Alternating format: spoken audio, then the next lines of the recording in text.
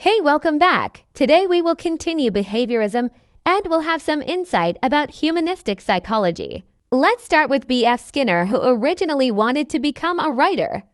It was while working as a bookstore clerk in New York that Skinner discovered the work of John B. Watson and Ivan Pavlov, which fascinated him so much that he put his plan of becoming a novelist aside and decided to pursue a career in psychology. Skinner's most significant and influential work, The Notion of Operant Conditioning, came out when he was studying psychology in Harvard. Operant conditioning is when someone learns a behavior as the result of the reward and punishments associated with that behavior. Operant conditioning can be broken down into 4 types: positive reinforcement, negative reinforcement, punishment, and extinction. Positive reinforcement is when a behavior is strengthened and the probability of it reoccurring increases because a positive condition was the result. Negative reinforcement is when a behavior is strengthened as a result of avoiding or stopping a negative condition. Punishment occurs when a behavior is weakened and the probability of the behavior reoccurring decreases due to a negative condition being the results. Extinction is when a behavior is weakened because the results did not lead to a positive condition or a negative condition.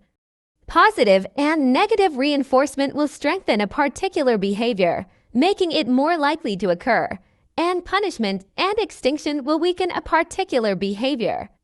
To see operant conditioning in action, B.F. Skinner performed a very simple experiment and invented the operant conditioning chamber, which is now referred to as the Skinner box. The experiment began by placing a hungry rat inside of the box.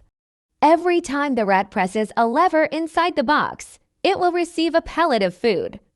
The rat eventually learns that by pressing the lever, it will get food, and thus a behavior that is pressing lever is strengthened by positive reinforcement, which in this case is food pellet.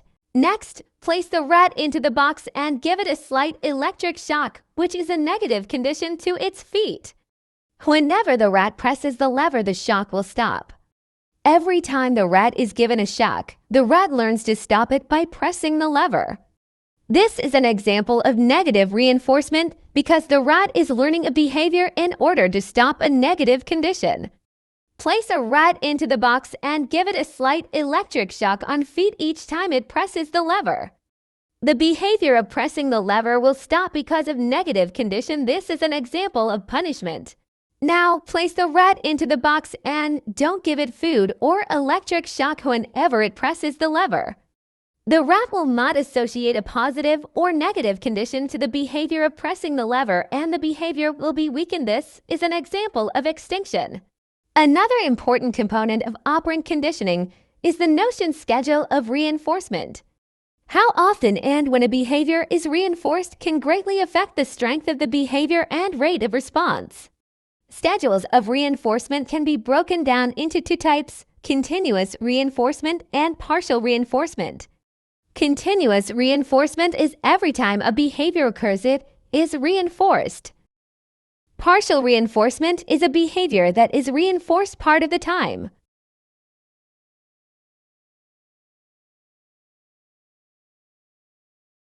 Partial reinforcement can be further broken down into 4 schedules. Fixed ratio schedule, which is when the response is reinforced after a specific number of responses. For example, a rat only gets food pellet after pressing the lever every 3 times. Variable ratio schedule is when reinforcement occurs after an unpredictable number of responses. For example, a rat presses the lever several times, but a pellet of food is administered at random and not based on any fixed schedule. Fixed interval schedule is when a response is rewarded after an allotted period of time. For example, if a rat presses the lever within a time frame of 30 seconds, it will be given 1 food pellet. It does not matter how many times the rat presses the lever, because only 1 pellet will be given during that time frame. Variable interval schedule is when reinforcement occurs after an unpredictable amount of time. For example, the ray may be rewarded a pellet every 15 seconds, and then every 5 seconds, and then 45 seconds, etc. By the mid-20th century, humanistic psychology emerged, championed by Carl Rogers and Abraham Maslow. This school of thought emphasized human potential, free will, and self-actualization, focusing on how people can achieve personal growth. Rogers developed one of his most significant contributions to the world of psychology, client-centered therapy. Believing that a client or patient was ultimately in charge of their happiness. Rogers changed the role of therapist from a mere technician into someone that would be able to guide a client towards happiness. The therapist was to embody empathy, congruence, and positive regard. Carl Rogers rejected the claims of both behaviorism and psychoanalysis, instead theorizing that a person behaves in a certain way because of how he or she perceives a situation and that only people themselves can know how they perceive things. Rogers believed that people have one basic motive, the propensity to self-actualize. In its most basic form, self-actualization can be understood using the metaphor of a flower. A flower is constrained to its environment, and only under the right conditions will it be able to grow to its full potential. Of course, humans are much more complex than flowers. Carl Rogers posited that people were inherently good and creative and only became destructive when external constraints or a poor self-concept superseded the valuing process. In order to achieve high self-worth and a degree of self-actualization, Roger felt one must be in a state of congruence. If someone's ideal self is similar to or consistent with their actual experience, then they are experiencing a state of congruence.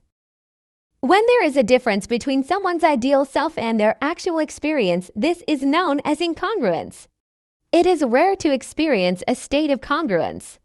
Roger also emphasized the importance of other people in our lives, believing that people need to feel that they are regarded positively by others. Rogers broke his idea of positive regard into two types. Unconditional positive regard, that is when people are loved and respected for who they are, especially by their parents, significant others, and therapists. This leaves a person unafraid to try new things and to make mistakes, even if the consequences of these mistakes are not good. When a person self-actualizes, he or she usually receives unconditional positive regard. Then there is conditional positive regard, which is when people receive positive regard not because they are loved and respected for who they are, but because they behave in ways others think are correct.